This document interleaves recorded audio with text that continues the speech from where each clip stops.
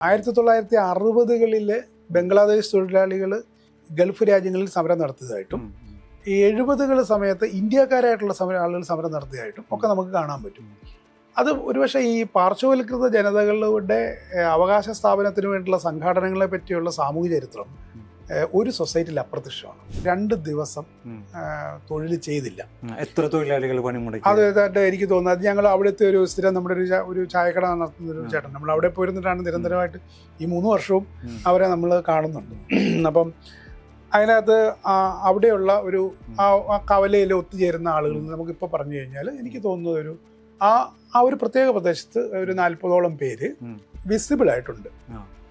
നടന്നും പോകുന്ന ആളുകളുടെ ഒരു രീതിയും കൂടെ വെച്ച് നോക്കി കഴിഞ്ഞാൽ ഏതാണ്ട് ഒരു 60ഓളം പേര് ഇതുമായിട്ട് ബന്ധപ്പെട്ടവരുണ്ട്. അതിന് തൊട്ടടുത്ത് തന്നെ വേറെ കാര്യങ്ങൾ ചെയ്യുന്ന അവർ പണിക്ക് പോകാതിരുന്നിട്ടുണ്ട് 2 ദിവസം. ഞങ്ങൾ വളരെയധികം സ്വാഭിമാന ബോധമുള്ള അവകാശബോധമുള്ള തൊഴിലാളികളെ കണ്ടിട്ടുണ്ട്. അവർ എത്രമാത്രം സന്തോഷത്തോടെ 5 വർഷം കൊണ്ട് ഇവിടെ വന്നിട്ട് അയാളൊരു സാധനമൊക്കെ വിരിച്ചിട്ടുണ്ട്. ഇതാണ് ഞാൻ പറയുന്ന പണിയുന്ന കെട്ടിടം, ഇത് 3000 സ്ക്വയർ ഫീറ്റ് ആണ്, ഇത് സാർ ഇത് കണ്ടോ, ഇതെന്ന് പറയുന്നത് അയാൾക്ക് ഇവിടെ വന്നതിന് ശേഷം കിട്ടിയ ഒരു സംഭവമാണ്. നമ്മൾ ഏറ്റവും അതിശയപ്പെട്ടു പോകുന്ന നമ്മുടെ ഇൻസ്റ്റാഗ്രാം ഒക്കെ എടുക്കുവാണെങ്കിൽ കുടിയേറ്റ തൊഴിലാളികൾ നല്ല അസലായിട്ട് മലയാളം പാട്ട് പാടും. ഇപ്പൊ നമ്മൾ കോന്നിയിൽ ഫീൽഡ് വർക്കിന് പോയപ്പോൾ കോന്നി മെഡിക്കൽ കോളേജ് പണിയുണ്ടല്ലോ, അവിടെ ഉള്ള കുടിയേറ്റ തൊഴിലാളികള് ഓണാഘോഷം നടത്തുന്നു. ഓണാഘോഷം, വടംവലി, ഓണസദ്യ, ഓണപ്പാട്ടുകൾ ഇതെല്ലാം ചെയ്യുന്നുണ്ട്. ഇനി ഈ കുടിയേറ്റ തൊഴിലാളികളുടെ ക്യാമ്പുകൾ നോക്കുവാണെങ്കിൽ അത്തരം ക്യാമ്പുകളിൽ ഈ ആഘോഷ ദിവസങ്ങളിൽ, പക്ഷെ ആ പ്രശ്നം വെച്ച് കഴിഞ്ഞാൽ ആഘോഷ ദിവസങ്ങൾ അവർ സമൂഹവുമായിട്ട് ബന്ധപ്പെടുന്നില്ല, ക്യാമ്പുകളിൽ തന്നെയാണ്. പക്ഷെ ഇത്തരം ഈ പണി സൈറ്റുകളിൽ സമൂഹത്തിലെ മലയാളികളോടൊപ്പം തന്നെ ചേർന്നുകൊണ്ട് മലയാളിത്വത്തിലേക്ക് അവർ കൂടെ അടുക്കുന്നുണ്ട്. സ്ത്രീകൾ എപ്പോഴും ഇൻവിസിബിൾ ആണ്. അവ ഇൻവിസിബിൾ ലേബറായിട്ട് മൈഗ്രന്റ് വർക്കേഴ്സും മൊത്തത്തിൽ ഇൻവിസിബിൾ ആയിട്ട് നിൽക്കുന്ന അവസ്ഥയിൽ സ്ത്രീകൾ വീണ്ടും ചുരുങ്ങി പോകുന്നു. രണ്ടാമത്തെ കാര്യം, മൈഗ്രൻസ് എന്ന് പറയുമ്പോൾ അവിടെ ഒരു ജെൻഡർ സാധനം വർക്ക് ചെയ്യുന്നുണ്ട്. എപ്പോഴും മൈഗ്രൻസ് എന്ന് പറഞ്ഞു കഴിഞ്ഞാൽ പുരുഷന്മാരാണ് മൈഗ്രൻസ് എന്നുള്ള സാധനം ഈ അക്കാഡമിയിൽ ഭയങ്കരമായിട്ട് വർക്ക് ചെയ്യുന്നുണ്ട്. അത് തെറ്റാണ്. 6 മണിക്ക് ശേഷം നിങ്ങൾ കവലയിൽ കാണാൻ പാടില്ല എന്ന് പറഞ്ഞാൽ അതൊരു ഇന്ത്യ രാജ്യത്തല്ലേ ഇത് പറയുന്നത്? തെറ്റല്ലേ അത്? ക്ലാൻ ബേസ്ഡ് ആയിട്ടുള്ള സിസ്റ്റംസ് ഒരുപാട് കേരളത്തിൽ അങ്ങനെ ഒരു ഗ്രാമത്തിൽ നിന്നുള്ളവർ, ഏതാണ്ട് ഒരു ജാതിക്കകത്തു നിന്നുള്ളവർ, ഒരു മത ഇതിനകത്തു നിന്നുള്ളവർ, ഇങ്ങനെയുള്ളവരുടെ ചെറുകൂട്ടങ്ങൾ ഇന്ന് കേരളത്തിൽ വളരെ കൂടുതലാണ്. നമ്മൾ പത്രങ്ങളിൽ വായിക്കുമ്പോൾ നമ്മൾ പെട്ടെന്ന് എന്താണ്, കുടിയേറ്റ തൊഴിലാളി കഞ്ചാവ് കടത്തി, കഞ്ചാവ് പിടിച്ചു, കുടിയേറ്റ തൊഴിലാളി, ഈ ഒരു സാധനം ഇവിടെ വർക്കൗട്ട് ആവും. പക്ഷേ ഇവിടെ അത് ചെയ്യുന്നതിൽ മലയാളികളാണ് മുന്നിൽ, ഓണർമാർ തന്നെ മുന്നിലുണ്ട്.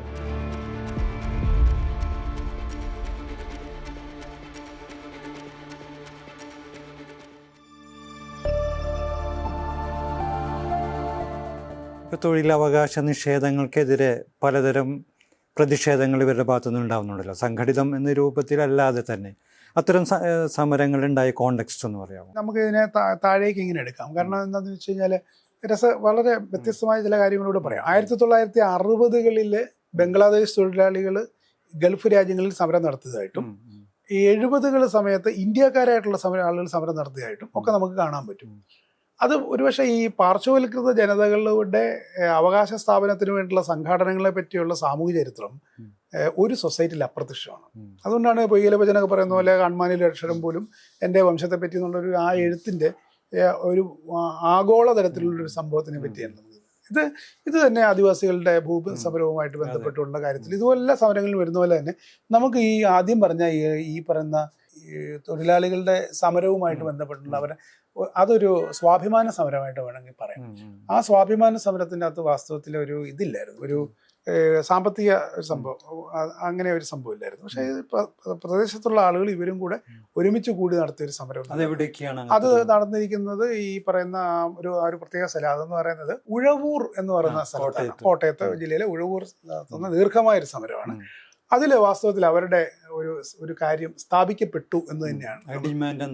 ആ ഡിമാൻഡ് എന്ന് പറയുന്നത് അവരുടെ വീടുകളിൽ കയറി ആക്രമിച്ച്, അവരുടെ സമ്മതമില്ലാതെ അവിടെ ആക്രമിച്ച് കയറി അവരുടെ സ്ഥലത്തിൻ്റെ മേലെ ഇതുപോലത്തെ അധികാരം സ്ഥാപിക്കുന്നതും, അവരെ കായികമായിട്ട് മർദ്ദിക്കുക, അതുപോലത്തെ കാര്യങ്ങൾ ചെയ്യുന്നു, അസഭ്യം പറയുക, അമാന്യമായിട്ട് പെരുമാറുക, ഈ കാര്യങ്ങൾ അവസാനിപ്പിക്കണം എന്ന് പറഞ്ഞിട്ടുള്ളൊരു പൗരബോധം അവിടെ ഉണ്ടായി.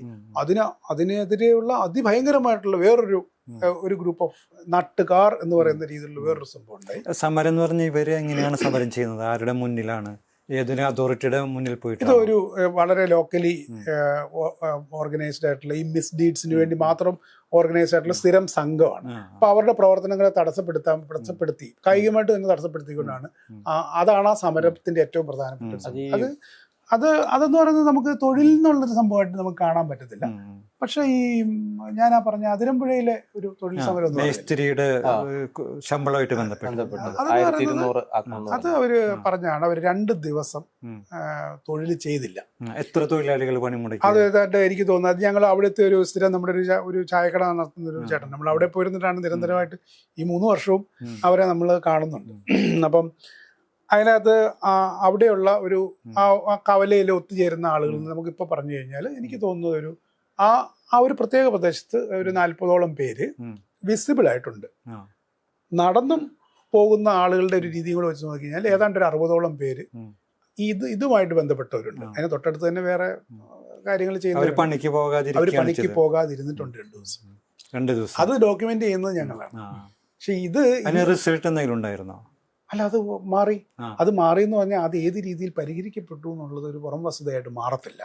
കാരണം ഞാനീ പറഞ്ഞതുപോലെ തന്നെ അന്തർ സംസ്ഥാന തൊഴിലാളികളുടെ ഇടയിലുള്ള ഈ പറയുന്ന അതിൻ്റെ ഈ ഇൻഡഞ്ചർ ലേബറുമായിട്ടൊക്കെ ബന്ധപ്പെട്ട് നമ്മൾ ആലോചിക്കേണ്ടി വരും. അതായത് ഒരു പ്രത്യേക തരത്തിൽ ഒഴുകി നടക്കുന്ന ആളുകൾക്ക് ജോലിയുടെ വാഗ്ദാനം നൽകി അവരുടെ ശമ്പളത്തിൽ നിന്ന് ഒരു പ്രത്യേക ഭാഗം വാദിച്ചുകൊണ്ടാണല്ലോ ഇപ്പം 1.5 ലക്ഷം തൊഴിലാളികളെയൊക്കെ ഓപ്പറേറ്റ് ചെയ്തിട്ടുള്ള കമ്പനികളൊക്കെ 1830 ഇന്ത്യയിലുണ്ടായിരുന്നു. അത് ബംഗാളിൽ നിന്നൊക്കെ ആ ഭാഗത്ത് നിന്നോ എന്ന് പറയുന്ന പോലെ സമാനമായ രീതിയിലുള്ള കാര്യങ്ങൾ ഇവിടെയുണ്ട്. ഒരാളുടെ കയ്യിൽ 200 തൊഴിലാളികളായിരിക്കും. ഈ 200 തൊഴിലാളികൾ 400 തൊഴിലാളികൾ അനൗദ്യോഗികമായിട്ട് രീതി പറഞ്ഞു കഴിഞ്ഞാൽ ഈ തൊഴിൽ ഇതിനകത്ത് മാത്രം ഒരു മാസം ഏതാണ്ട് 2 ലക്ഷത്തോളം രൂപ ഉണ്ടാക്കുന്ന ആളുകളൊക്കെ ഉണ്ടെന്ന് ആളുകൾ പറയുന്നു. നമുക്ക് വിശ്വസനീയമായിട്ട് പറയാൻ പറ്റത്തില്ല, അതുകൊണ്ട് ഇത് ഉന്നയിക്കുന്നത് മാത്രമേ ഉള്ളൂ. പക്ഷെ ഉറപ്പാണ് ഇതിലൊരു അതിശയോക്തി ഞാൻ കാണുന്നില്ല. കാരണം ഇത് ലേബർ മാനേജ്മെന്റ് എന്ന് പറഞ്ഞാൽ ഇത്ര ആളുകളുടെ ഒരു ദിവസത്തെ ശമ്പളത്തിന്റെ 50 രൂപ 75 രൂപ 100 രൂപ ഒക്കെ പല ഈ സ്ഥലങ്ങളിൽ നടക്കുന്നുണ്ട്. അത് ഒരുപക്ഷെ നമുക്ക് അറിയാവുന്ന കാര്യമാണ്.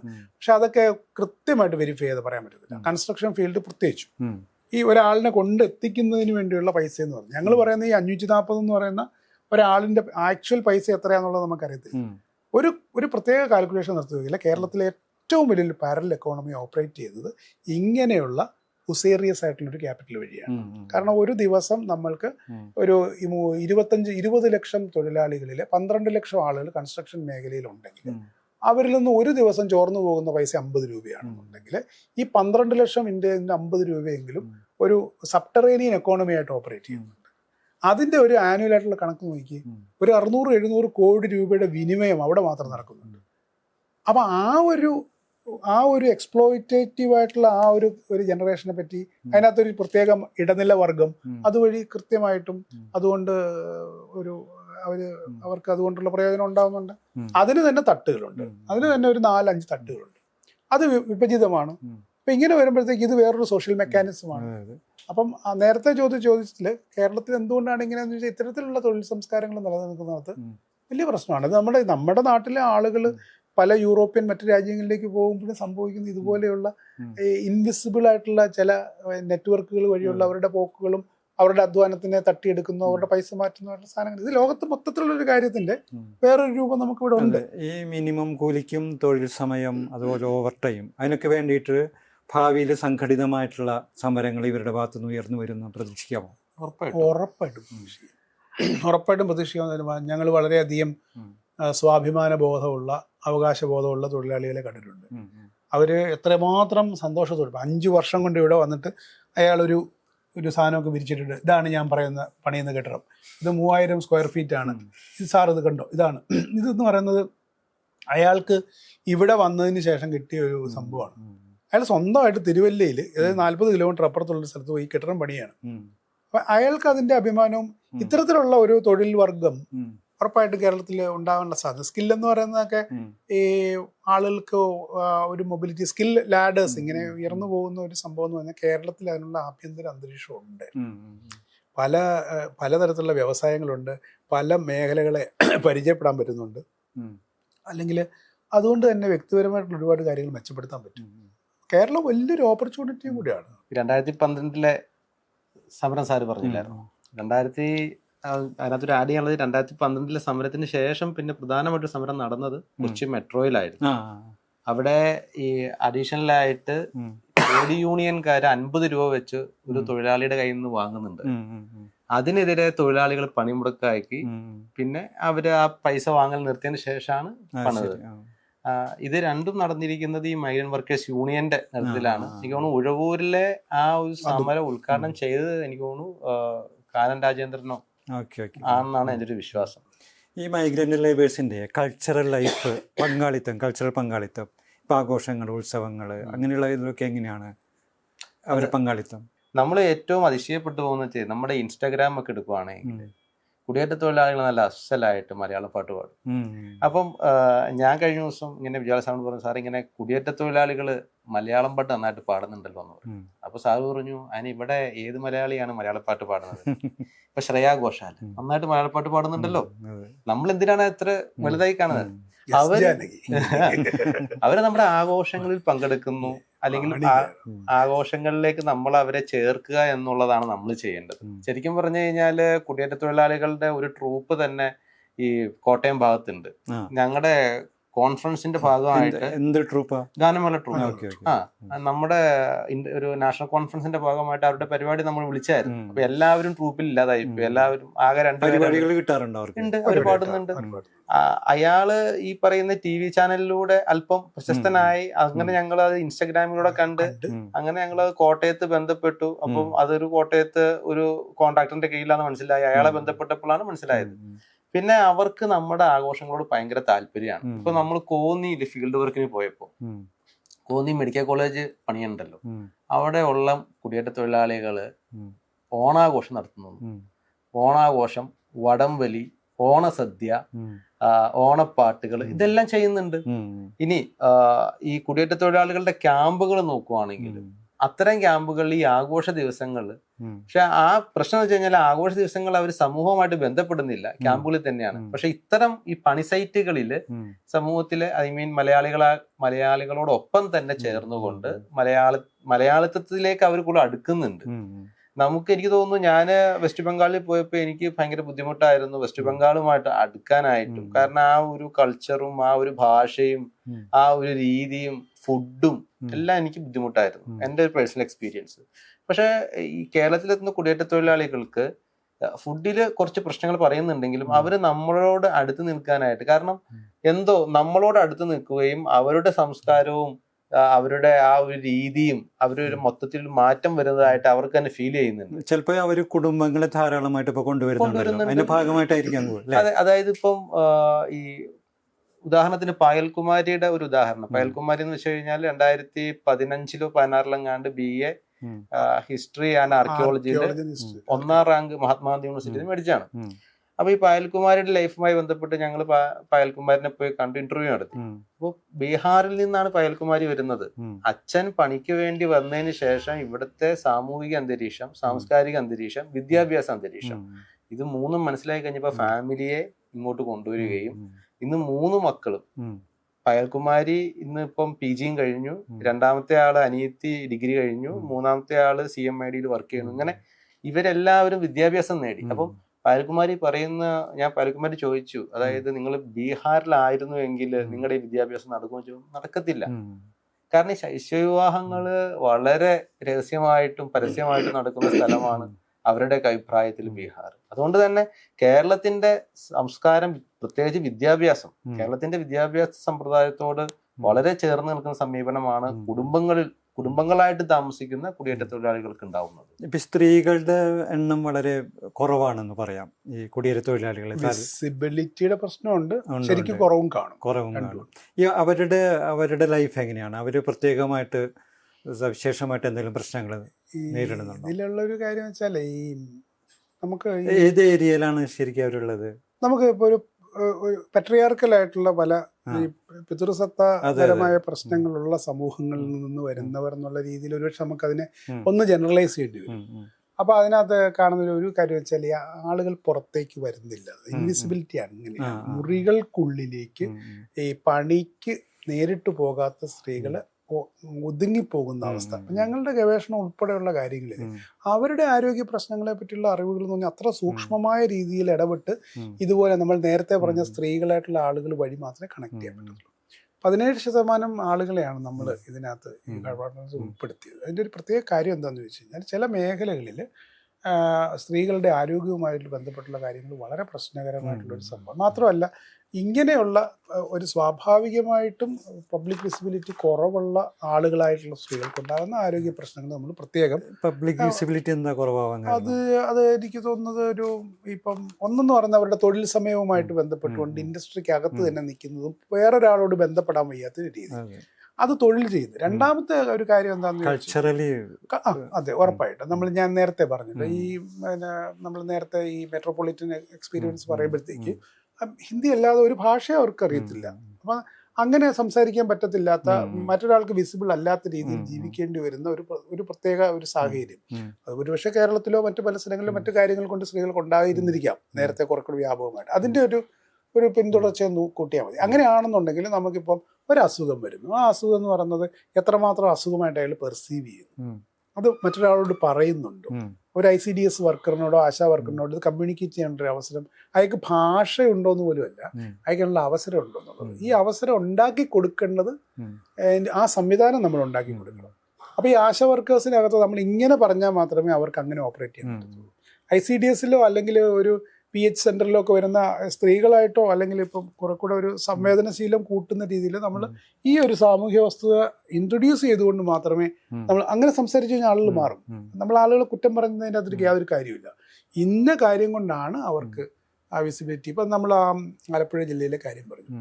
ആലപ്പുഴ ജില്ലയിലെ ഞങ്ങളുടെ ഫീൽഡ് വർക്കേഴ്സായിട്ട് ജോലി ചെയ്ത സാക്ഷരതാ മിഷനിലെ അന്നത്തെ അവരുടെ പ്രവർത്തകരെന്ന് പറഞ്ഞാൽ ഒരുപക്ഷെ ഏറ്റവും നല്ലൊരു കാര്യമാണ് നമ്മുടെ പ്രോജക്റ്റിന് വേണ്ടി ചെയ്തൊരു കാര്യം. അവരുടെ ഇടപെടൽ വഴിയാണ് നമുക്ക് മനസ്സിലായത് സ്ത്രീകൾ തമ്മിലുള്ള ഒരു ഒരു ഒരു ഒരു ഒരു sensitive and emotive area of communication. അവരുടെ വൈകാരികവും മറ്റു രീതിയിലുള്ള അടുപ്പങ്ങൾ വഴി പരസ്പരം പറയുന്ന പല കാര്യങ്ങളുണ്ട്. ആ കാര്യങ്ങൾ ആരോഗ്യപരമായ കാര്യങ്ങളുണ്ട്, അല്ലാത്ത കാര്യങ്ങളുണ്ട്. അപ്പോൾ ഒരു പ്രത്യേക രീതിയിലുള്ള ഒരു കോൺഫിഡൻസിൻ്റെ ഒരു സംഭവം ഇത് തന്നെയാണ് ഞങ്ങളൊരു പ്രത്യേക ഒരു മോഡൽ എന്നുള്ള രീതിയിൽ നമ്മൾ ഇതിനെപ്പറ്റി പറയുന്നത്. ഏറ്റവും അനുകൂലമായ ഒരു സാഹചര്യം തുടങ്ങാൻ പറ്റുന്നത് ഇവിടെയാണ്. ഇത് കഴിഞ്ഞിട്ട് നമുക്ക് അടുത്ത രീതികളിലേക്ക് നമുക്ക് മാറ്റാൻ പറ്റും. അപ്പോൾ ഏറ്റവും എൻ്റെ ഒരു ബംഗാളി സ്പീക്കിംഗ് ആയിട്ടുള്ള ഒരു ഡോക്ടറുണ്ട്, ബംഗാളി ഡോക്ടർ.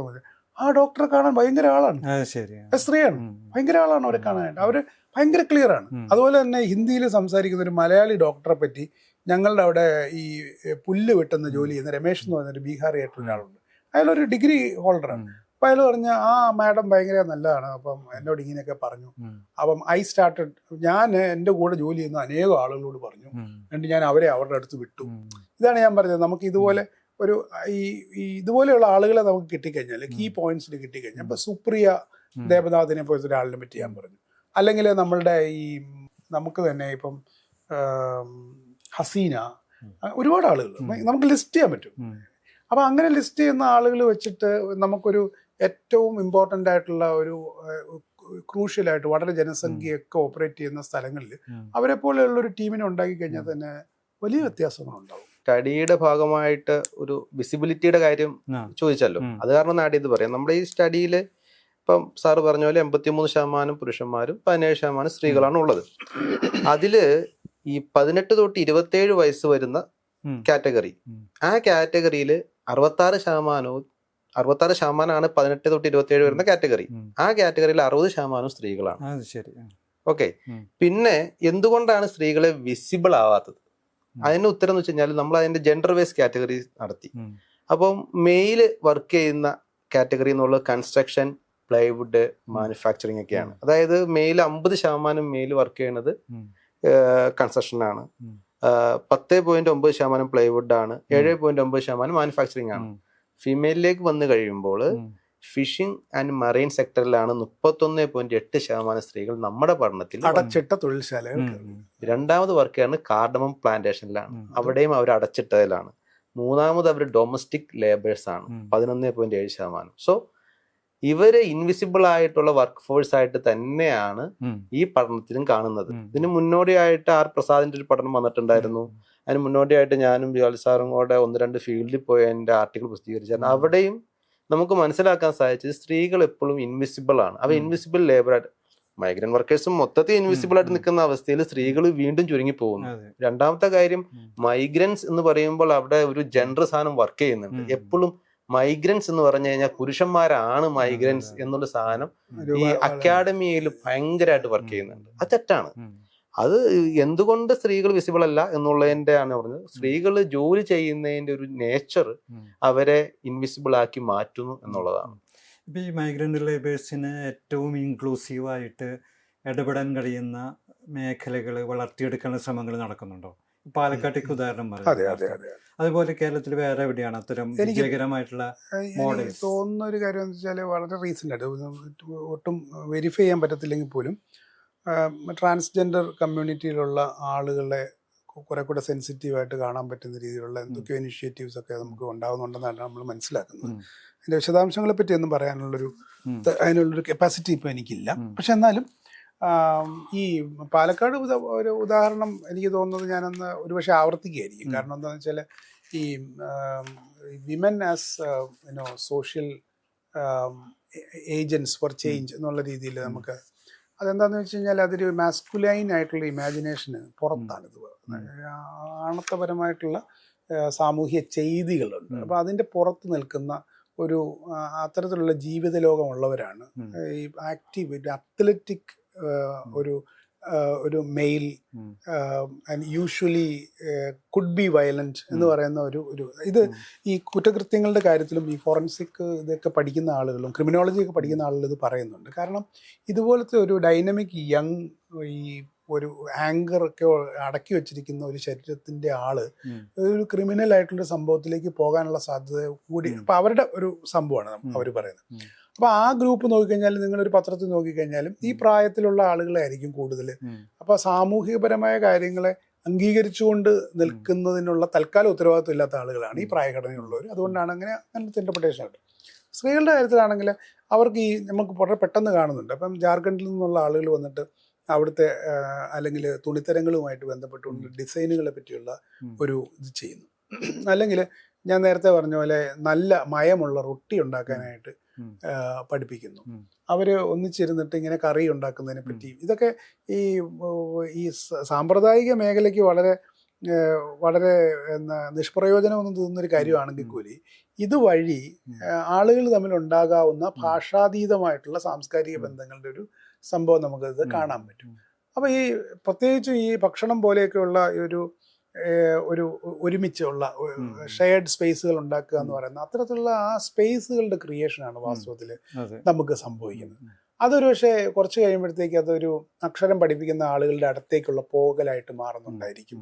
അല്ലെങ്കിൽ ചങ്ങാതി പ്രോഗ്രാമിന്റെ കാര്യം ഞാൻ പറഞ്ഞു, അതിന് റോഷ്നി പ്രോജക്റ്റുമായിട്ട് ബന്ധപ്പെട്ടുകൊണ്ടുള്ളൊരു അതിൻ്റെ ഒരു ഇമാജിനേഷൻ്റെ ഒരു സംഭവമുണ്ട്. ഇതിലെല്ലാം നമ്മൾ കാണുന്നത് എന്താണെന്ന് വെച്ച് കഴിഞ്ഞാൽ യെസ് നമ്മൾക്ക് വളരെ എന്താ പറയുന്നത് സൗഹൃദപരമായിട്ടുള്ള കുറച്ച് ആളുകൾ ഇപ്പം മറ്റേ ഈ വൈലപ്പള്ളിയുടെ ഇതൊക്കെ പറയുന്ന പോലെ ഇടുവയ്പ്പുകളെല്ലാം പോകലും ഒരു നല്ല നാട് നമ്മുടേതാകും അസംഖ്യം തോഴന്മാരെന്നൊക്കെ പറയുന്ന പോലത്തെ ആ ഒരു സംഭവമാണ്. നമ്മളുടെ ഇവരെ പറ്റി ഇവർ ഭയങ്കര അതൊക്കെ മാറിയിട്ട് കുഴപ്പമില്ല ഇങ്ങനെ കുഴപ്പമില്ല അങ്ങനെ ഒരു സാധനമുണ്ട് എന്നിട്ട് അവിടുന്ന് ആ സാധനങ്ങൾ കൊണ്ട് ഇവിടെ കൊണ്ട് കൊടുക്കുന്നു. വീട്ടിൽ നിന്ന് വരുന്ന സാധനങ്ങൾ കൊണ്ട് ഇവിടുന്ന് സാധനങ്ങൾ അങ്ങോട്ട് സ്നേഹപൂർവ്വമായിട്ട് ഈ ഗിഫ്റ്റ് എക്സ്ചേഞ്ചുകളുടെ സംഭവങ്ങൾ ഉണ്ടാകുന്നു. അതുപോലെ ഈ പറയുന്ന ആ പഞ്ചായത്തിൽ ആ പ്രത്യേക ഈ പാലക്കാട് ഈ സ്ഥലത്ത് വളരെ വലിയ രീതിയിലുള്ള ഒരു കാര്യം നടന്നത്. അത് തന്നെയാണ് ആലപ്പുഴയിൽ ഞാൻ പറഞ്ഞൊരു കാര്യം. അവിടെ സ്ത്രീകളുടെ വളരെ സവിശേഷമായിട്ട് ഒരു അവരുടെ അപ്രോച്ച് ഭയങ്കര വ്യത്യാസമായിരിക്കും. കാരണം ഈ പറയുന്ന സ്വാഭാവികമായിട്ടും ഇത്തരത്തിലുള്ള ഈ പ്രായഘടനയിലും ഇത്തരം രീതിയിലുള്ള പുരുഷന്മാരുടെ പരിമിതികൾ മാറ്റുന്ന രീതിയിലുള്ള ഒരു കൃപ അവർക്കുണ്ടാവാൻ സാധ്യതയുണ്ട്. അത് വളരെ ഇപ്പോൾ ഡൽഹിയിലേക്കുള്ള കുടിയേറ്റത്തിനെ കുറിച്ച് നമ്മൾ തുടക്കത്തിൽ പറഞ്ഞു. ഇപ്പോൾ ഒരു നഗരത്തിലേക്കുള്ള കുടിയേറ്റം എന്നുള്ള രീതിയിലാണ് ഗ്രാമങ്ങളിൽ നിന്ന് ഡൽഹി ഒരു വലിയ നഗരം മെട്രോപൊളിറ്റൻ പ്രദേശത്തേക്കുള്ള കുടിയേറ്റം. അവിടെ താങ്കൾ തന്നെ നേരത്തെ എഴുതിയിട്ടുള്ള ഒരു ഇതിന്നാണ് അവിടെ പലതരം കോളനികളുണ്ട് അല്ലേ? തമിഴ് കോളനികൾ, ആന്ധ്ര കോളനികൾ ഇഷ്ടം പോലെയുണ്ട്. എൻ്റെ ഒരു ചോദ്യം, ഈ കേരളത്തിൽ അത്തരം ആസാമികളുടേതും ബംഗാളികളുടേതും ഒക്കെ ആയിട്ടുള്ള ബീഹാറികളുടേതൊക്കെ കോളനികൾ രൂപപ്പെടാനുള്ള ഒരു സാധ്യത ഉണ്ടല്ലോ, പെരുമ്പാവൂരുണ്ടല്ലോ. ഉണ്ട് അല്ലേ? പിന്നെ അതാരുടെ പെരുമ്പാവൂർ ബംഗാൾ കോളനി ഉണ്ട്. കോളനി? ബംഗാൾ കോളനിയാണ്. അതായത് 3 വലിയ കെട്ടിടങ്ങൾ, അതായത് എനിക്ക് തോന്നുന്നു 6 നില കെട്ടിടങ്ങളാന്ന് തോന്നുന്നു. അതിന്റെ പാലക്കാട്ട് താഴം പാലം എന്നാണ് പെരുമ്പാവൂര്. പാലക്കാട്ട് താഴം പാലം കഴിഞ്ഞ് ഉള്ളിലേക്ക് ചെല്ലുമ്പോൾ അവിടെ ബംഗാൾ കോളനി എന്നാണ് അറിയപ്പെടുന്നത്. മൊത്തം വെസ്റ്റ് ബംഗാളിൽ നിന്ന് ആൾക്കാരായിട്ടല്ല, പക്ഷെ അവിടുത്തെ ഒരു സംസ്കാരവും കൾച്ചറും അങ്ങനെയായി. അവിടുത്തെ കടകള്, ഗല്ലികള്, അങ്ങനെയുള്ള അതിനോടുള്ള റെസ്പോൺസ് എങ്ങനെയാണ് നമ്മുടെ? അതാണ് ആ പ്രദേശത്തിന്റെ പ്രത്യേകത. ആ പ്രദേശം ഒരു ഒറ്റപ്പെട്ട തുരുത്ത് പോലെയാണ് നിൽക്കുന്നത്. അത് അവിടെ നിന്നും വാർഡ്, അതായത് മെയിൻ മലയാളികൾ താമസിക്കുന്ന സ്ഥലത്തിലേക്ക് അതിന് ദൂരമൊന്നും ഇല്ലെങ്കിലും ഈ ഒരു പ്രദേശത്തിന് വേറൊരു വഴിയും ആക്സസ് ഒക്കെ ഉള്ളത് കാരണം അതൊരു ഒറ്റപ്പെട്ട പ്രദേശം. അപകടം പിടിച്ച ഒരു സാമൂഹ്യ വിഭജനമല്ലേ അത്? അപകടം പിടിച്ചുകൊണ്ടിരിക്കുന്ന ഒരു സാമൂഹ്യ വിഭജനമാണ്. കാരണം ഈ പറഞ്ഞതുപോലെ ഈ ഇൻഹറന്റ് ആയിട്ട് തന്നെ ഇപ്പം അവിടുത്തെ മദ്യപാന രീതികളെ പറ്റി, മറ്റു കാര്യങ്ങളെ പറ്റി, പഞ്ചാബ് സംസ്ഥാനങ്ങളെ പറ്റി പറയുന്നുണ്ട്. ഇത് വാസ്തവത്തിൽ ഇത് എങ്ങനെ ഇപ്പം ബലം പ്രയോഗിച്ച് ഇല്ലാതാക്കാൻ പറ്റുന്ന ഒരു അവസ്ഥയല്ല. ഇത് വിദ്വേഷം പുറത്ത് കാണിച്ചുകൊണ്ട് ഇല്ലാതാക്കാൻ പറ്റുന്ന ഒരു കാര്യവുമല്ലത്. ഒന്നാമത്തെ കാര്യം നമ്മൾ മനസ്സിലാക്കേണ്ടത്, ഇപ്പോൾ ഒരു പക്ഷേ ഞങ്ങൾ ഈ പറയുന്നത് പോലെ അമിതമായിട്ടുള്ള ഈ അമിതാധ്വാനം വഴി ഉണ്ടാകുന്ന ശാരീരികവും മാനസികവുമായ ശോഷണത്തിനോടുള്ള പലതരത്തിലുള്ള പ്രതിഷേധങ്ങളുടെ ഭാഷയിൽ പോലുമാണ് ഇത് വരുന്നത്. ഇതൊരു പക്ഷേ നമ്മൾ നേരത്തെ പറഞ്ഞ മധ്യവർഗത്തിന് അറിയില്ല. മധ്യവർഗത്തിന്റെ ജീവിതത്തിൽ ഇത്തരത്തിലുള്ള സാഹചര്യം അവർ പ്രതീക്ഷിക്കുന്നതുമില്ല, അവരത് ഏറ്റെടുക്കാൻ തയ്യാറുമില്ല. ഇങ്ങനെ ഒരു മധ്യവർഗ കാഴ്ചപ്പാടെന്ന് പറയുന്നത് അത് പെട്ടെന്ന് പോലീസിങ്ങിലേക്കും മറ്റു സാധനങ്ങൾക്കും ഭയങ്കര അപ്രീസിയേഷനൊക്കെ വരുന്നു. അത് 6 മണിക്ക് ശേഷം നിങ്ങൾ കവലയിൽ കാണാൻ പാടില്ല എന്ന് പറഞ്ഞാൽ അതൊരു ഇന്ത്യ രാജ്യത്തല്ലേ ഇത് പറയുന്നത്? തെറ്റല്ലേ അത്? അങ്ങനെ വിചാരിക്കാനുള്ള അതാണ് ഈ പൗരബോധവുമായിട്ട് നമ്മൾ ഇതിനെ കണക്ട് ചെയ്യണമെന്ന് പറയുന്നത്. വളരെ ഇത് രണ്ടാമത്തെ ഒരു കാര്യം, ഇതിനകത്തൊരു വളരെ കൃത്യമായിട്ടുള്ള ലേബറുമായിട്ട് ബന്ധപ്പെട്ട് ചോദ്യം കിടപ്പുണ്ട്.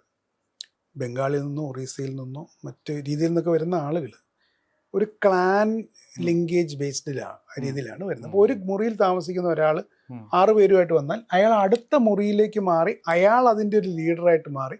ചിലപ്പോൾ അയാൾ അത് 20 പേരെ കൊണ്ടുവരുന്ന ആളാവും, ചിലപ്പോൾ 50 പേരെ കൊണ്ടുവരുന്ന ആളാവും.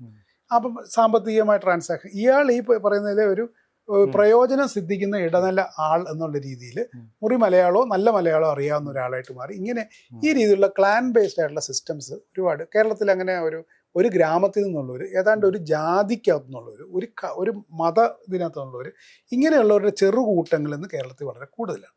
ഇതിന് പകരം അടുത്ത ലേബർ ഓർഗനൈസിങ് ഒരു രീതി വന്നെന്നിരിക്കട്ടെ, ഇത്തരത്തിലുള്ള ഇടനിലക്കാരെ മൊത്തത്തിൽ മാറ്റിക്കൊണ്ട് ചിലപ്പോൾ ബംഗാൾ സംസ്ഥാനത്ത് ഇനി ഭയങ്കരമായ മാറ്റങ്ങൾ വരുന്നു. അത്തരത്തിലുള്ള അവരുടെ സ്റ്റേറ്റ് ലേബർ റിക്രൂട്ടിംഗ് പ്രോസസ്സും ഒക്കെ ആയിട്ട് ബന്ധപ്പെട്ട സാധനം ഉണ്ടായാൽ ഒരുപക്ഷെ കാറ്റഗറി ബേസ്ഡ് ആയിട്ടുള്ള ഒരു കമ്മ്യൂണിറ്റി ആയിരിക്കും ഉണ്ടാകുന്നത്. അത് ഇൻഡസ്ട്രിയുമായിട്ട് ബന്ധപ്പെട്ട് അവിടെ ചിലപ്പോൾ അത് ബംഗാളികളുടെ മാത്രമായിട്ട് മാറിയേക്കാം. അപ്പം ഈ ഡൽഹിയിൽ അങ്ങനെ നമുക്ക് പറയാൻ പറ്റുമോ? സൗത്ത് ഇന്ത്യൻസ് എന്ന് പറയുന്ന രീതി, മലയാളികൾ എന്ന് പറഞ്ഞാൽ മയൂർ വിഹാർ അതിന് ചുറ്റുമുള്ള ഇങ്ങനത്തെ ഒരു ഏരിയ, അങ്ങനത്തെ സമയം. അല്ലെങ്കിൽ പറയുന്ന നമ്മുടെ ബംഗാളികളുടെ എന്ന് പറയുന്നത് ഈ പറയുന്ന CR പാർക്ക്, ആ രീതിയിലുള്ള അത് ഇവിടെ അവിടെ ജീവിക്കുന്ന ആളുകൾ അത്ര സാമ്പത്തിക ബുദ്ധിമുട്ടില്ലാത്തവരായതുകൊണ്ട് അത്ര ഒരു ഗെറ്റോയിസേഷൻ. പക്ഷെ മയൂർകാർ ആദ്യം ഈ അന്നത്തെ സമയത്തൊക്കെ നമുക്കൊരു അടിസ്ഥാന സൗകര്യങ്ങൾ ഇല്ലാത്ത രീതിയിലുള്ള ഒരു സംഭവം എന്നൊക്കെ വേണമെങ്കിൽ പറയാൻ പറ്റും. അതുപോലെ തന്നെ ഈ പറയുന്ന ഓരോ സെറ്റിൽമെന്റുകൾക്കകത്തും അത് ഇത്തരത്തിലുള്ള സെറ്റിൽമെന്റുകൾ നഗരങ്ങളുടെ ഭാഗമാണ്. അത് അർബനൈസേഷന്റെ അടുത്തൊരു സ്റ്റേജ് വരുമ്പോഴത്തേക്ക് ഇൻഡസ്ട്രിയുമായിട്ട് ബേസ് ചെയ്തുകൊണ്ട്, ഇപ്പം ഉദാഹരണത്തിന് നാളെ ഈ പെരുമ്പാവൂര് ഇത്രയും ആളുകൾ, ഇത്രയും വെള്ളം ആവശ്യമുള്ള ഇതെല്ലാം കൂടെ ഇങ്ങനെ വേണ്ട, നമുക്കൊരു ഇൻഡസ്ട്രിയൽ ലൈനപ്പ് ഒരുപക്ഷെ നമുക്ക് വേറൊരു സ്ഥലത്ത് വെള്ളവും വൈദ്യുതിയും ഇതും എല്ലാം കിട്ടുന്ന രീതിയിലേക്ക് മാറുകയാണ്. അപ്പം ഈ തൊഴിലിൽ പ്രൊഫഷൻസി ഉള്ള ആളുകൾ അങ്ങോട്ട് അപ്നാഘർ പോലത്തെ അതിന്റെ സംവിധാനത്തിലേക്ക് വന്ന് ഇങ്ങനെ വരികയാണെന്നുണ്ടെങ്കിൽ ചിലപ്പോൾ ആസാമിലെ തൊഴിലാളികളായിരിക്കും അവിടെ ഏറ്റവും കൂടുതൽ താമസിക്കുന്നത്. അതായത് കേരളത്തിൽ സാമൂഹികമായിട്ടുള്ള ഒരു സെഗ്രിഗേഷന്റെ സാധ്യതകളും കൂടുതൽ ഇൻഡസ്ട്രിയൽ ആയിട്ടുള്ള ഒരു കോളനി, ഇൻഡസ്ട്രിയുടെ അതിനാണ് സാധ്യത. അല്ല, അങ്ങനെ സാധ്യതയ്ക്കകത്ത് ചില തരത്തിൽ ഇപ്പം നമ്മൾ വരുന്നത് അപ്നാഘറിനെ പറ്റി പറയാനുള്ള ഒരു കാര്യം എന്താണെന്ന് വെച്ച് കഴിഞ്ഞാൽ, ഒരു തൊഴിലാളിക്ക് മാന്യമായിട്ട് ജീവിക്കാനുള്ളൊരു സാഹചര്യം പ്രൊവൈഡ് ചെയ്യുന്നു എന്നുള്ളത് കൊണ്ടാണ് അപ്നാഘറിനെ പറ്റി നമ്മൾ പറയുന്നത്. അപ്പോൾ അങ്ങനെയുള്ളൊരു സ്ഥലത്ത് ഈ കുറച്ചുകൂടി നമ്മളുടെ വ്യക്തിത്വത്തെ ബഹുമാനിക്കുന്ന രീതിയിലുള്ള താമസവും ഭക്ഷണവും അതുപോലത്തെ സാധനങ്ങളും ഒക്കെ ഉള്ളൊരു സംഭവം വന്നാൽ അതിൽ തന്നെ ആകർഷകരായിട്ട് ആളുകൾ ഇങ്ങോട്ട് വരും.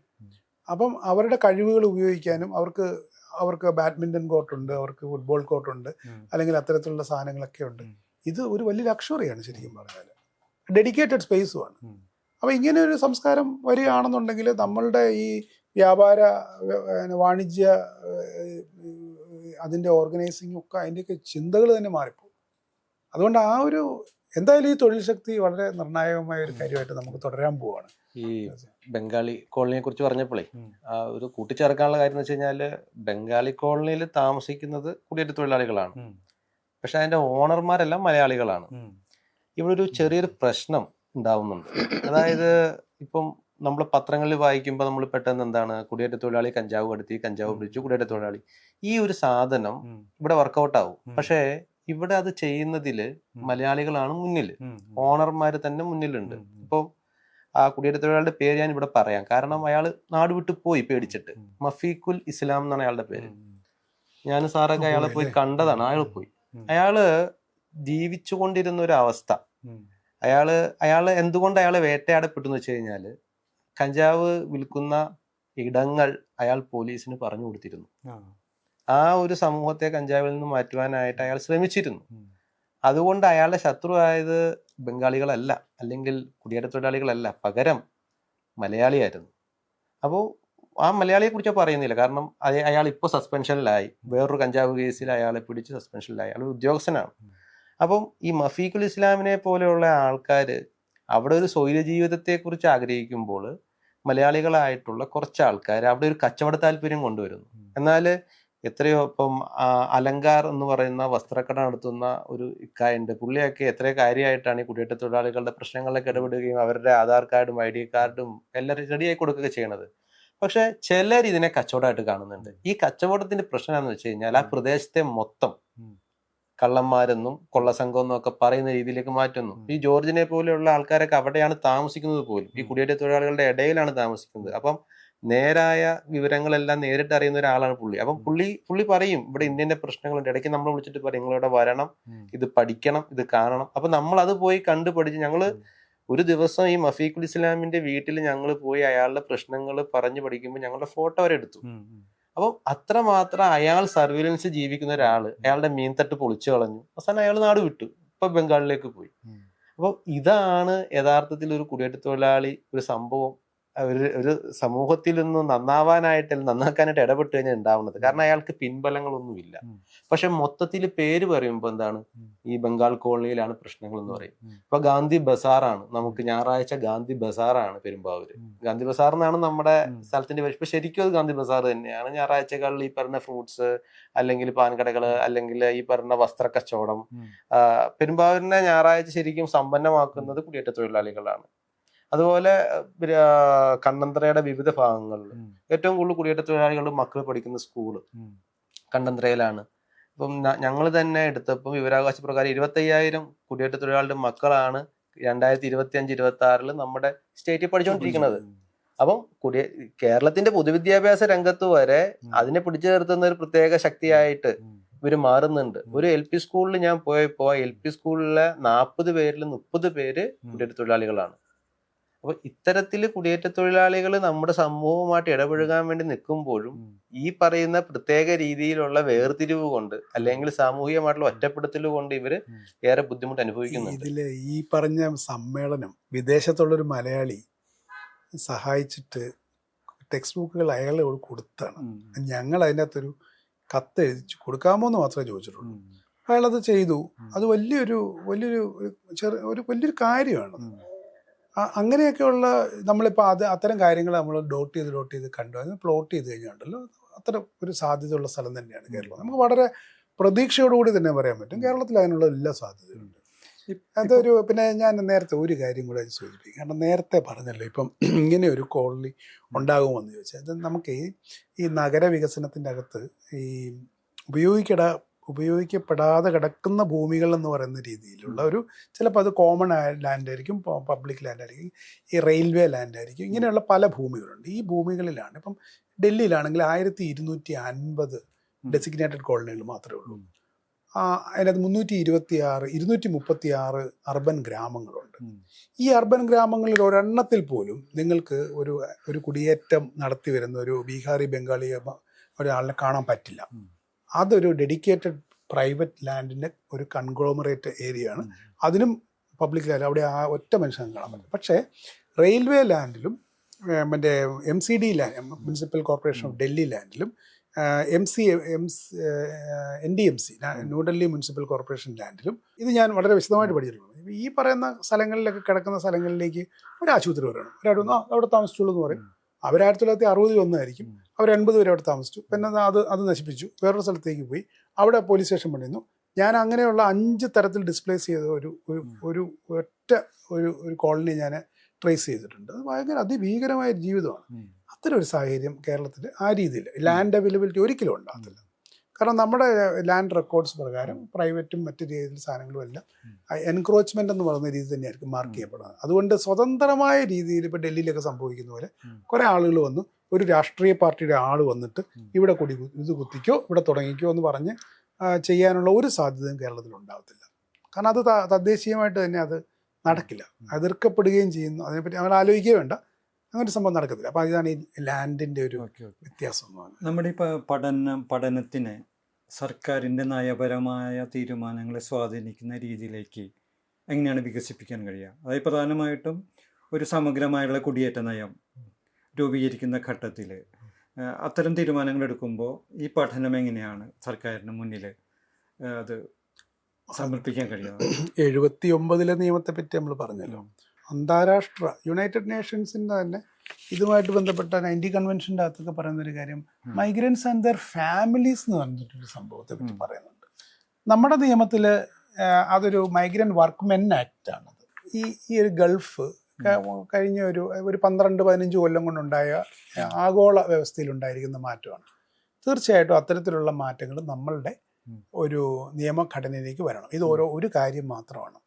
ഇപ്പം നമ്മൾ ഇപ്പം വേതനവുമായിട്ട് ബന്ധപ്പെട്ടുകൊണ്ട്, മറ്റ് ഈ പറയുന്ന സിവിൽ രേഖകളുമായിട്ട് ബന്ധപ്പെട്ടുകൊണ്ട്, അവരുടെ പൗരാവകാശങ്ങളുമായിട്ട് ബന്ധപ്പെട്ടുകൊണ്ട്, ഇങ്ങനെ നമുക്കൊരു 40ഓളം മേഖലകളിൽ ഞാൻ നേരത്തെ പറഞ്ഞ പോലെ നമ്മൾ ചൂണ്ടിക്കാണിക്കുന്നത് പ്രശ്നങ്ങളെ പറ്റി അല്ല, ഒരു പ്രശ്നം എങ്ങനെ പരിഹരിക്കാം എന്നുള്ളതിനെ പറ്റിയുള്ള രീതിയിലുള്ള അത്രയും കോൺഫിഡൻ്റ് ആയിട്ടുള്ള കാര്യങ്ങളിൽ മാത്രമേ നമ്മൾ ഇടപെടുന്നുള്ളൂ. അതിൽ ഒരു കാര്യം നയരൂപീകരണവുമായിട്ട് ബന്ധപ്പെട്ടാണല്ലോ പറഞ്ഞത്. നയരൂപീകരണവുമായിട്ട് ബന്ധപ്പെട്ട് ഉദാഹരണത്തിന് നമ്മൾ പറയുന്നൊരു കാര്യം ഇൻഷുറൻസ് എന്ന് പറയുന്നൊരു കാര്യം, നിങ്ങളത് ഒരു പ്രചാരത്തിലേക്ക് കൊണ്ടുവരണമെന്നുണ്ടെങ്കിൽ അതിനെ സ്വീകരിക്കേണ്ട വഴികളെ പറ്റിയും അതിനെ ബന്ധപ്പെടേണ്ട ആളുകളെ പറ്റിയും അതിൻ്റെ ഏജൻസികളെ പറ്റിയും അതെങ്ങനെ ബന്ധപ്പെടണമെന്നുള്ളതിനെ പറ്റിയും ഒരു പ്രത്യേക രീതിയിൽ ഒരു ജില്ലാ തലത്തിലോ പഞ്ചായത്ത് തലത്തിലോ ഈ കാര്യം എങ്ങനെ ഓപ്പറേറ്റീവായിട്ട് ഡെവലപ്പ് ചെയ്യാന്നുള്ള രീതിയിലുള്ള ഒരു ഗവർണൻസ് മോഡലാണ് നമ്മൾ അത് പ്രപ്പോസ് ചെയ്യുന്നത്.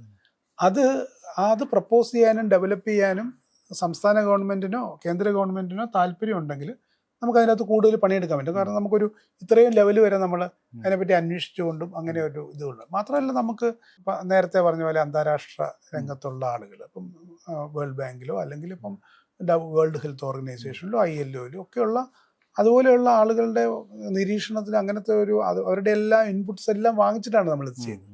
അതുകൊണ്ട് തന്നെ കേരളത്തിന് ഇപ്പം ഒരു ഡിജിറ്റൽ ഗവർണൻസ് ഒരു സംവിധാനത്തിലേക്കുള്ള ഒരു പോക്ക് നമ്മൾ വളരെ കൃത്യമായിട്ട് കാണുന്നുണ്ട്. ഉറപ്പായിട്ടും നമ്മളിപ്പോൾ ഇപ്പം ഒരു ചെറിയ ഉദാഹരണം എടുത്ത് പറയുകയാണ്. വേസ്റ്റ് ഡിസ്പോസലുമായിട്ട് ബന്ധപ്പെട്ടുള്ള കാര്യങ്ങൾ, ഈ ബേസിക് മാപ്പിംഗ് എന്ന് പറയുന്ന കാര്യം ഞങ്ങൾ പറയുന്ന രീതിയിൽ ചെയ്യുകയാണെന്നുണ്ടെങ്കിൽ ആ ഡിസ്പോസലുമായിട്ട് ബന്ധപ്പെട്ട് ഞാൻ അന്ന് കണ്ട വേസ്റ്റ് എന്ന് പറഞ്ഞാൽ ഒരു 15 ദിവസത്തെ വേസ്റ്റിൻ്റെ കാര്യം ഞാൻ പറയുന്നത്, അത് ഒരു 2 ദിവസമായിട്ട് നമുക്ക് കുറയ്ക്കാൻ പറ്റും.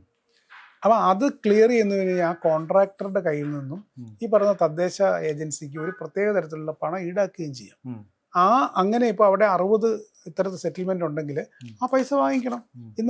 ഇപ്പം നമ്മൾ ഈ പറയുന്ന ഹരിതകർമ്മസേനയ്ക്ക് കിട്ടുന്ന ആ ഒരു പ്രാധാന്യവും ആ കാര്യങ്ങളൊക്കെ വെച്ച് നോക്കുമ്പോഴത്തേക്കും ഉറപ്പായിട്ടും അവർക്ക് മെച്ചപ്പെട്ട ആരോഗ്യ സംരക്ഷണത്തിനുള്ള തൊഴിലുപകരണങ്ങൾ കൊടുക്കുകയും ആ സാധനങ്ങൾ ഏർപ്പെടുത്തിക്കൊണ്ട് ഇത് മാറ്റുകയും ചെയ്താൽ അതൊരു വേറൊരു കാറ്റഗറിയാണ്. ഹൗസ് ഹോൾഡ് കാറ്റഗറി അല്ല, അത് ഒരു ഇൻഡസ്ട്രിയൽ കൊമേഴ്സ്യൽ കാറ്റഗറിയാണ്. അതിന് അവർക്ക് വേറെ പൈസ കൊടുക്കണം.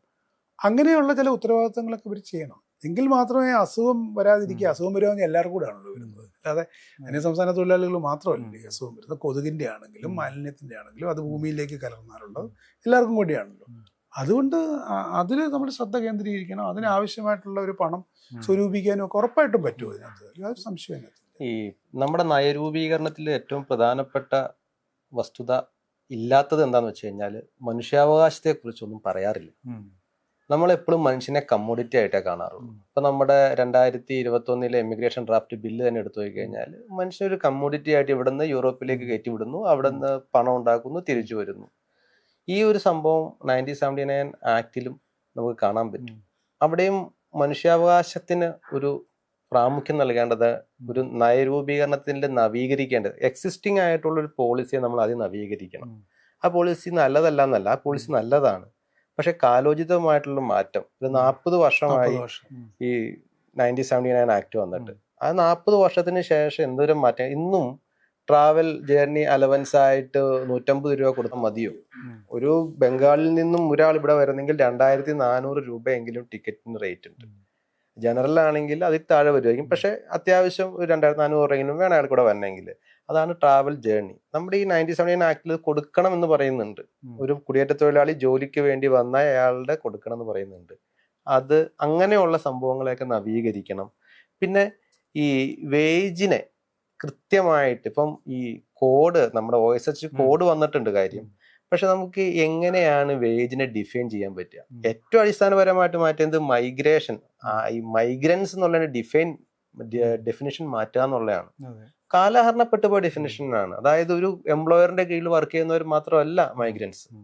എന്തുകൊണ്ട് ഫുഡ് ലൂസ് ലേബേഴ്സിനെ ഉൾപ്പെടുത്തുന്നില്ല? അപ്പം കേരളം കൊണ്ടുവന്ന മൈഗ്രൻസിന്റെ പുതിയ ഒരു ചട്ടക്കൂടില് അവര് അത് എടുത്ത് കളഞ്ഞിട്ടുണ്ട്. ആ ഒരു എംപ്ലോയർ എന്നുള്ള എടുത്ത് കളഞ്ഞിട്ടുണ്ട്. പകരം കേരളത്തിൽ തൊഴിലെടുക്കുന്ന ഇതര സംസ്ഥാന തൊഴിലാളികളെ കുടിയേറ്റക്കാരെന്ന് പറയുന്നുണ്ട്. പക്ഷെ അവിടെ പ്രശ്നം എന്ന് വെച്ച് കഴിഞ്ഞാല് ഈ ലീഗൽ രജിസ്ട്രേഷൻ പ്രോസസ്സിലൊക്കെ ഭയങ്കര ബുദ്ധിമുട്ടുണ്ടാവും അവർക്ക്.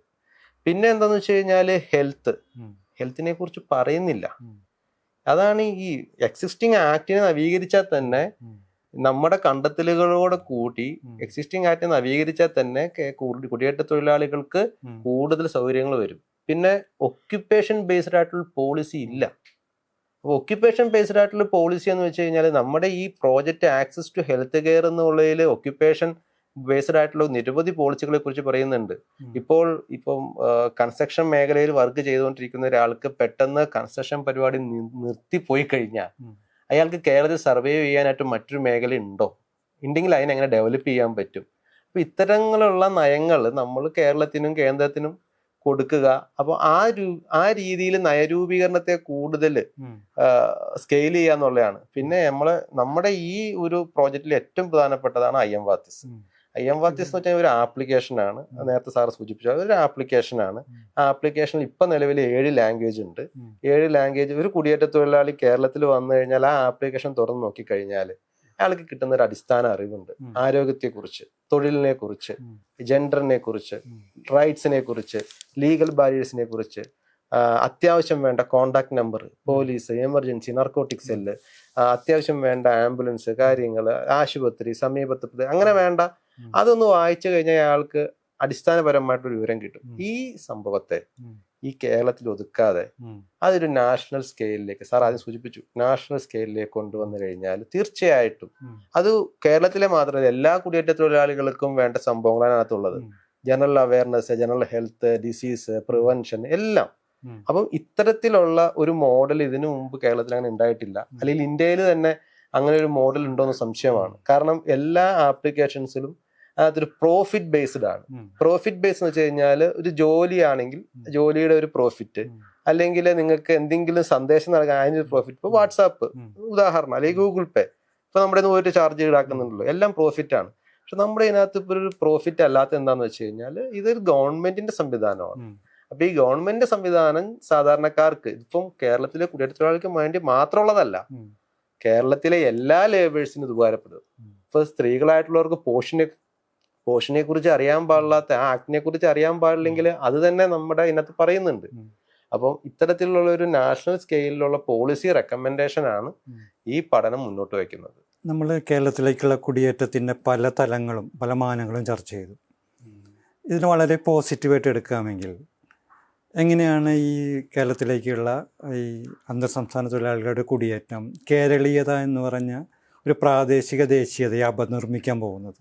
അതായത് കേരളീയത എന്ന് പറഞ്ഞു കഴിഞ്ഞാൽ പലതരം ശുദ്ധിവാദങ്ങളുടെ കൂടി ഒരു ഇതാണ്. പലതരം ശുദ്ധിവാദങ്ങൾ അതിന് പറ്റി പ്രവർത്തിക്കുന്നുണ്ട്. അപ്പം അത്തരം ശുദ്ധിവാദങ്ങൾക്കൊക്കെ എതിരായിട്ടുള്ള കലർപ്പുകളുടെ, അതായത് ബഹുസ്വരതയുടേതായിട്ടുള്ള വളരെ പുരോഗമനപരമായിട്ടുള്ള ഒരു സാംസ്കാരിക കേരളീയ മോഡൽ ഈ കുടിയേറ്റത്തിൻ്റെ ഫലമായിട്ട് ഉരുത്തിരിഞ്ഞു വരാനുള്ളൊരു സാധ്യത എത്രത്തോളം ഉണ്ട്?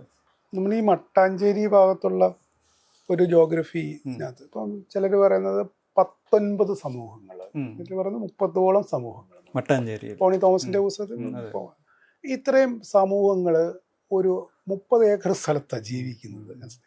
അപ്പം അവിടെയാണ് ഈ പറയുന്ന ഈ ഹോളി എന്ന് പറയുന്ന ആഘോഷത്തിന്റെ മഞ്ഞക്കുളി എന്ന് പറയുന്ന വേറൊരു അഡാപ്റ്റേഷൻ വർക്ക് ചെയ്യുന്നത്. അവിടെ ഈ പറയുന്ന മറ്റേ ഇതുപോലെ തന്നെ കത്തിക്കുക, അല്ലെങ്കിൽ എഫിജിയെ കത്തിക്കുക, ഇങ്ങനെ ഇതെന്ന് പറയുന്നത് ഇത് ഗോവയിൽ നിന്ന് വരുന്ന ആളുകൾ ഇങ്ങോട്ട് കൊണ്ടുവരുന്ന ദൈവസങ്കല്പമാണ്, ട്രാൻസ്ഫറാണ്. അപ്പം ഈ കേരളത്തിൽ ഇപ്പം ഞാൻ ഇവിടെ ഈ പറയുന്ന യമൻ എന്ന് പറയുന്ന യമനിലെ നമ്മുടെ ഒരു വിദ്യാർത്ഥിനിയുണ്ട്, യമനിലെ. അപ്പം അവർക്ക് ഈ ഇതാണ്, ഈ റൂട്ട്സ് ആണുള്ളത്. ഈ മധ്യപ്രദേശ്, ബോംബെ റൂട്ട്സ് ഉണ്ട്, മധ്യപ്രദേശിൽ റൂട്ട്സ് ഉണ്ട്, അവരുടെ ഭയങ്കര സങ്കരമായ രീതിയിലുള്ള ആഫ്രിക്കൻ റൂട്ട്സ് ഉണ്ട്. ഇങ്ങനെയുള്ള പല ആളുകളും, നമ്മുടെ തന്നെ സുഹൃത്തുക്കളായിട്ട് ചില ആളുകൾക്കും ഇത്തരത്തിലുള്ള ആഫ്രിക്കൻ, അറബ് ഇങ്ങനെയുള്ള കണക്ഷൻസ് ഉള്ള പല ആളുകളും നമുക്കറിയാം. കേരളത്തിൽ ഇപ്പം ഏറ്റവും ചുരുക്കൊരു ഉദാഹരണം പറഞ്ഞാൽ കായം എന്ന് പറഞ്ഞൊരു വസ്തുത വരുന്നത്, ഇപ്പം സാമ്പാറിന് കായമില്ല, മലയാളീയത ഇല്ലല്ലോ.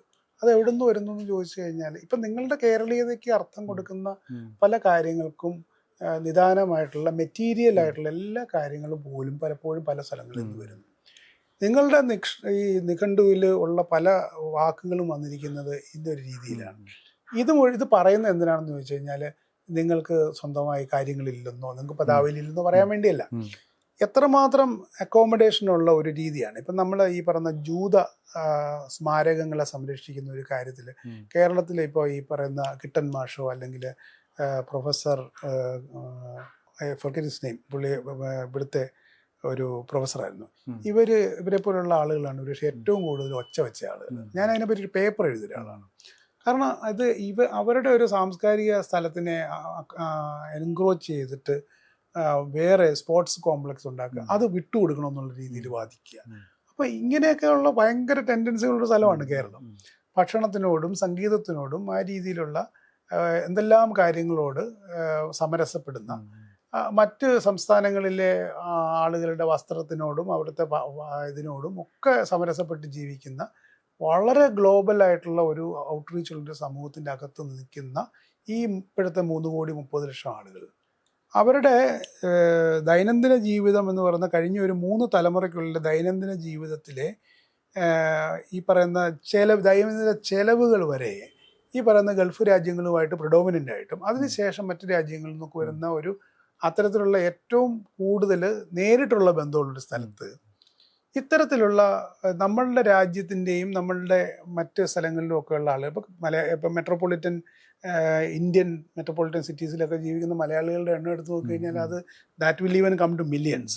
അപ്പം അങ്ങനെയുള്ളൊരു സ്ഥലത്ത് ഈ പറയുന്ന നമ്മൾ നേരത്തെ പറഞ്ഞിട്ട് ഇടനില വിചാരത്തിൻ്റെ സങ്കുചിതയ്ക്ക് യാതൊരു തരത്തിലുള്ള പ്രാധാന്യമില്ല. അതൊരു കേവല സാമൂഹ്യ ശാസ്ത്ര ഒരു പ്രസ്താവനയായിട്ടല്ല ഞാൻ നടത്തുന്നത്. ഇതിനകത്ത് യാതൊരു നീക്കുപോക്കും ഇല്ലാതെ നമ്മൾ ഈ പറയുന്ന ആളുകളെ സംരക്ഷിക്കാനും അല്ലെങ്കിൽ ഇടപെടാനും ഒക്കെയുള്ള കേവല മാനുഷികതയുടെ രീതിയിൽ ഇടപെടുന്നതുകൊണ്ട് ഉത്തമ പൗരബോധത്തിൽ ഇടപെടുന്നത്, സാമ്പ്രദായികമായിട്ടുള്ള ഉത്തരവാദിത്വം അതിൽ സ്ഥാപനപരമായിട്ടുള്ള ഉത്തരവാദിത്വം വെച്ചിടപെടുന്ന ഡോക്ടർമാരും നഴ്സുമാരും അങ്ങനത്തെയുള്ള ഒരു വലിയ സമൂഹമാണ്. വാസ്തവത്തിൽ അങ്ങനെ പറയുമ്പോഴാണ് കേരള സമൂഹത്തിൻ്റെ ശരിയായ ആധുനികതയെ പറ്റി നമ്മൾ സംസാരിക്കുന്നത്. പക്ഷെ നമുക്കെല്ലാവർക്കും പൊതുവിലുള്ളൊരു കുഴപ്പം എന്താണെന്ന് വെച്ച് കഴിഞ്ഞാൽ, ഈ പറയുന്ന അവരെ അവർ പ്രത്യേകമായിട്ട് കാണുന്ന ഒരു രീതി നമുക്ക് ആവശ്യമില്ല. ഇങ്ങനെ ഒരു നാച്ചുറൽ കോ സിറ്റിസൺ എന്നുള്ള രീതിയിൽ നമുക്ക് ഇത് പറയാൻ ഭയങ്കര എളുപ്പമാണെങ്കിലും അത് ശീലിച്ച് മാത്രം ഉണ്ടാക്കേണ്ടി വരുന്ന ഒരു സംഭവമാണ്. അതന്നെയാണ് ഞാൻ ആദ്യമേ പറഞ്ഞത്, ഈ അക്കാദമിക ലേഖനങ്ങൾക്കകത്ത് നമ്മളെപ്പോലുള്ള ആളുകൾ പറയുന്ന വാക്കുകളുടെ സൂക്ഷ്മതയെ പോലും ഇത് വരേണ്ടതായിട്ടുണ്ട്. അപ്പൊ അത്തരത്തിലുള്ള പ്രയോഗങ്ങൾ, ഇപ്പൊ അതിഥി തൊഴിലാളി, എനിക്ക് തോന്നുന്നത് അത് ആവശ്യമില്ലാത്തൊരു പ്രയോഗം മാത്രമാണ് എൻ്റെ വിശേഷണം ഞാനിപ്പോൾ കൊടുക്കുന്നത്. കാരണം അതിഥി എന്ന് പറയുന്ന ഗസ്റ്റ് എന്ന് പറയുന്നത് മറ്റു പല രാജ്യങ്ങളിലും പരിമിതമായ രീതിയിലുള്ള സമയപരിധിയിൽ ജീവിച്ച് പണിയെടുക്കുന്നതിന് വേണ്ടിയുള്ള അനുവദനീയമായ സമയത്തിൽ ഉള്ളിൽ ഓപ്പറേറ്റ് ചെയ്യുന്ന ഒരാൾ മാത്രമാണ്. അയാളൊരു സോക്കോൾഡ് ഒരു സോവറിൻ സോക്കോൾഡ് സിറ്റിസൺ രീതിയിലുള്ള ഒരാളൊന്നുമല്ല. അപ്പം നമ്മൾ സിറ്റിസൺ എന്ന് പറഞ്ഞ സാധനം അംഗീകരിച്ച് സംസാരിക്കുകയാണെന്നുണ്ടെങ്കിൽ ഒരു സബ്ജക്റ്റ് പൊസിഷനിൽ നിന്ന് മാറ്റി സംസാരിക്കണം. എൻ്റെ വരവിനും നിൽപ്പിനും അംഗീകാരം തരുന്ന രേഖകൾ സൃഷ്ടിക്കുന്നത് എൻ്റെ അനുവാദത്തോടു കൂടിയല്ല എന്ന് വരുന്നിടത്ത് അത് ശരിയാണ്, അതൊരു ഗസ്റ്റാണ്. പക്ഷെ when you are A Indian citizen, അയാൾ വന്നു കഴിയുമ്പോഴത്തേക്ക് അയാളെ സിറ്റിസൺ എന്നുള്ള രീതിയിലുള്ള എല്ലാ പരിഗണനയും കിട്ടുന്നില്ല എന്ന് നമുക്കറിയാം. പക്ഷെ എല്ലാ പരിഗണനയും അർഹിക്കുന്ന ഒരാളായിട്ട് എൻ്റെ ഒരു ഗവേഷണ രീതി അതിൽ നിന്നും തുടങ്ങിയാൽ മാത്രമേ നമുക്ക് കുറച്ചുകൂടെ ഈ കാര്യങ്ങളെ പരിഗണിക്കാൻ പറ്റത്തുള്ളൂ. അല്ലാതെ വ്യവസായ സംബന്ധമായിട്ട് ഈ തൊഴിൽ സേനയിൽ നമ്മൾ പറയുന്നത് പോലെ തൊഴിലുമായിട്ട് ബന്ധപ്പെട്ട് അങ്ങനെയൊന്നുമല്ല, തൊഴിലുമായിട്ട് മാത്രമല്ലല്ലോ. ഇപ്പം കേരള സമൂഹത്തിന് ആ രീതിയിൽ ഇപ്പം ഹദ്രമി ഡയസ്പോറയെ പറ്റി പറയുന്നു, ഇവിടെ ആളുകൾ വരുന്നു, ഇത് ചെയ്യുന്നു. ബോംബെയിൽ ഉള്ള പറയുന്ന ഈ ഷിയ മതത്തിലുള്ള ആളുകൾ കൊണ്ടോട്ടിയിൽ വന്ന് അവരുടെ സ്വന്തമായിട്ടുള്ള സംഭവങ്ങൾ ഉണ്ടാക്കുന്നതിനെ പറ്റി പറയുന്നു. അല്ലെങ്കിൽ ഈ പറയുന്ന ഈ ഗൗഡ സാരസ്വത കമ്മ്യൂണിറ്റിയുടെ ആളുകൾ ഇവിടെ വന്ന് അവരുടെ മഠങ്ങളും സംഭവങ്ങളും അത് ചെയ്യുന്നതിനെ പറ്റി പറയുന്നു. അപ്പോൾ അല്ലെങ്കിൽ ചൈന, ഇപ്പം കേരളത്തിൽ നിന്ന് ചൈനയിൽ വരെ പോയിട്ടുള്ള മലയാളികൾ അവിടെ അഡാപ്റ്റ് ചെയ്തിട്ട് അങ്ങനെ അവരെ പറ്റിയുള്ള ഫാമിലി ഹിസ്റ്ററികൾ ഇപ്പം മറ്റേ IIT ചെന്നൈയിലെ ജോയെ പോലുള്ള ആളുകൾ അത് ഇൻവെസ്റ്റിഗേറ്റ് ചെയ്ത് കണ്ടുപിടിക്കുന്നു. അപ്പം അല്ലെങ്കിൽ ഡമാസ്കസ് കണക്ഷനെ പറ്റിയോ അല്ലെങ്കിൽ ഈ കോൺസ്റ്റാന്റിനോപ്പിൾ കണക്ഷനെ പറ്റിയോ ഈ പറയുന്ന സോക്കോൾഡ് പശ്ചിമ ഏഷ്യ എന്ന് പറയുന്ന ആ സ്ഥലത്തിലുള്ള കാര്യങ്ങളുമായിട്ട് എടുത്ത് വളരെ ഡയറക്റ്റ് ആയിട്ടുള്ള എന്തെല്ലാം കാര്യങ്ങൾ നമ്മളുടെ ഭാഷയിലും സംസ്കാരത്തിലും വ്യവഹാരത്തിലും പാട്ടുകളിലും ഒക്കെ കിടക്കുന്നു. ഇത്തരം ഡൈവേഴ്സിറ്റിയെ പറ്റി മനസ്സിലാക്കാൻ അവസരം കിട്ടിയിട്ടുള്ള ഒരു മലയാള സമൂഹമാണ് നമ്മൾ നേരത്തെ പറഞ്ഞ ആ ഒരു ബഹുഭൂരിപക്ഷത്തിൽ വരുന്നത്. അവരുടെ സാംസ്കാരികമായിട്ടുള്ള അത്തരത്തിലുള്ള നമ്മൾ ആ തെറ്റ് ഇനി ആവർത്തിക്കാൻ പാടില്ല. ഇനിയുള്ള രീതിയിലുള്ള ബോധന ഉപകരണങ്ങളിലും ഇനിയുള്ള രീതിയിലുള്ള പബ്ലിക് കമ്മ്യൂണിക്കേഷനിലും ഇനിയുള്ള രീതിയിലുള്ള ഈ സാമൂഹികമായിട്ടുള്ള എല്ലാ തരത്തിലുള്ള എല്ലാ വിനിമയങ്ങളിലും ഈ ഒരു വൈവിധ്യം എന്ന് പറയുന്ന ഒരു കാര്യത്തിനെ മുൻനിർത്തിയുള്ള വ്യവഹാരങ്ങൾ സൃഷ്ടിക്കാൻ സർക്കാരെങ്കിൽ സർക്കാർ, മാധ്യമ സ്ഥാപനങ്ങൾ അതിനെ ഉന്നം വെച്ചുകൊണ്ട് മാത്രമേ അത് വളരെ നല്ലൊരു കാര്യമായിരിക്കും. അത് കേരളത്തിൻ്റെ ഭൗതിക പുരോഗതിക്കും ഒക്കെ വളരെ അടിസ്ഥാനപരമായ ഒരു കാര്യമാണ്.